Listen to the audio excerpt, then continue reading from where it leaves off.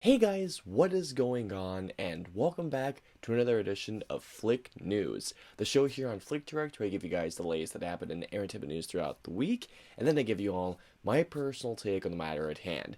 I'm your host, Austin Putnam, and there were quite a few things that did happen this week, but there are a couple of bigger news stories that happened I wanted to focus on solely for this week's show.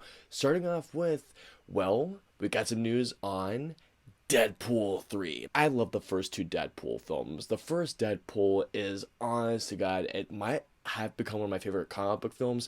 Deadpool 2, I didn't love as much as I loved the first one, but Deadpool 2 is still a rightly good time, and Deadpool 3 has been in the works for quite some time. But then, as you all know, when Disney acquired 20th Century Fox, it was rumored that Deadpool and the X-Men would be essentially incorporated in the MCU, to which has been turned out to be real. And now Deadpool 3 has been in development for quite some time, and now it's been revealed that the brand new director for Deadpool 3 is Shawn Levey. Now, if you guys don't know who Shawn Levey is, he directed, well, recently The Adam Project, which I've heard good things. I have not seen it, but he did last year's Free Guy, which was a film that surprised me on so many levels. He also did Date Night, which I did rather enjoy. Now, as far as I'm aware, this is the most up-to-date information that we have on Deadpool 3, but I'm really excited for Deadpool 3. I really dug the first two films. Knowing the potential that the third film has,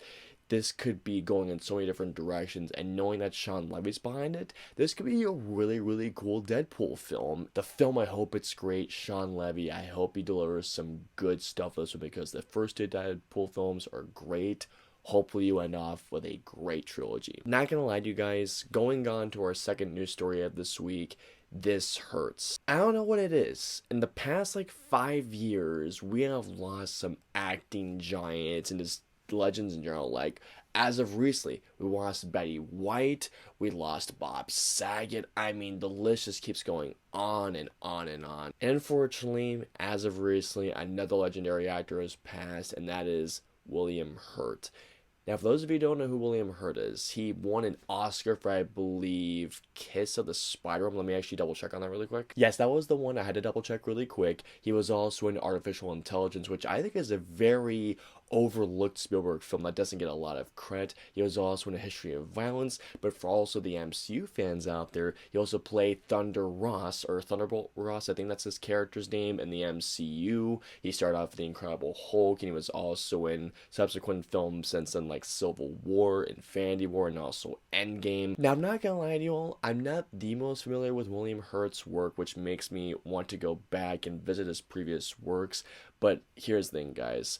I love his performance in the MCU. I love his performance in AI. I loved him in History of Violence. History of Violence, phenomenal film, by the way. The man has given great talent. He's a phenomenal actor. All I can say at this point, guys, is to his closest friends and family, my deepest condolences. The film world lost a legend. I don't know how to describe the words I'm feeling right now, so I'm just gonna jump right into it.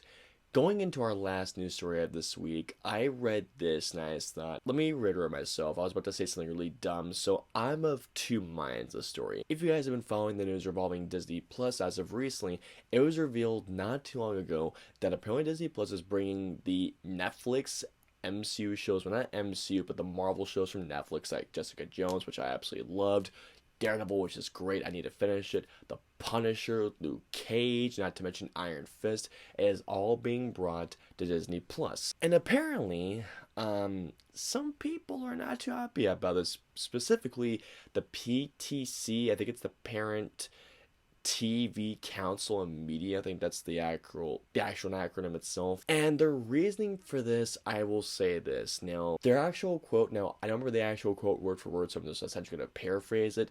But they essentially have said that putting these shows on the Disney Plus will tarnish a family business. I'm of two minds right now. The first one is this. To an extent, I do see what they're saying, because, I mean, for everyone who has known Disney as long as they have lived, Disney has been known, the Walt Disney Company, just Disney in general, has been known as a family-friendly corporation. Now, do not get me wrong, guys, when I say this. Disney has made some more mature content in the most recent years. I mean, heck, even in the most earlier years, they've made some more dark and mature content. I mean, look at the Hunchback of Notre Dame, for God's sakes. There is some pretty mature stuff in the movie, and it's incredible, should I say, as well, right there. At the same time, though, this is where my second mindset comes in. It kind of makes me laugh knowing that they're thinking at putting these shows, which are more mature shows, and I can like Jessica Jones deals with some pretty dark themes, and if you haven't seen Jessica Jones, I highly recommend it. It's an amazing show. Here's the thing, though.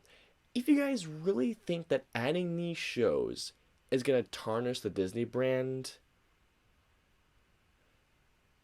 to any parents out there who really think this, you guys know that there are such things as parental controls, right? There is such a way to which you can make it so that your kids cannot watch those certain things. And also, to add on top of that, I'm sure your kids have seen worse things from these guys. I mean, the internet exists. This is not going to tarnish their brand. I mean, I can see where they're coming from to an extent.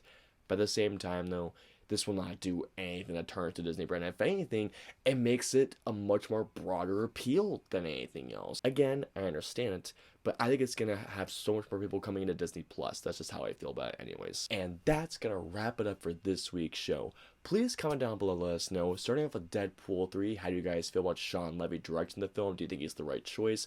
Also, when it comes to Willliam Hurt, which performance of yours is his favorite? And finally, when it comes to the comments from the PTC about Disney Plus putting more mature shows like the Netflix Marvel shows, do you think it's really going to hurt the brand, or do you think it's actually going to help the brand have much more bigger appeal to it?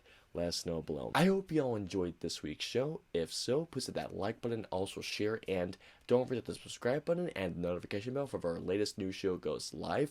If you guys want to see our previous 2 new shows, please click it right there or right there. And of course, until our next new show goes live, we'll see you guys next time. Have a great week, guys.